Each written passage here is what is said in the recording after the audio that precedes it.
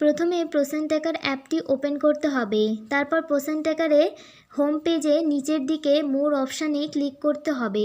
তারপর অনেকগুলি অপশান আসবে, তার একদম নিচে লগ আউট অপশানটায় ক্লিক করতে হবে।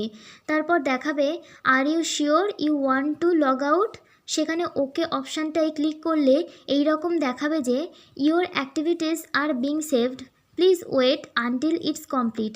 মানে আপনি যে আপনার সেন্টার ওপেন করেছেন বা কোনো বেনিফিশিয়ারির নাম তুলেছেন তার জন্য আপনার অ্যাক্টিভিটি লিস্ট পেন্ডিংয়ে আছে, ওকে করলে হবে না।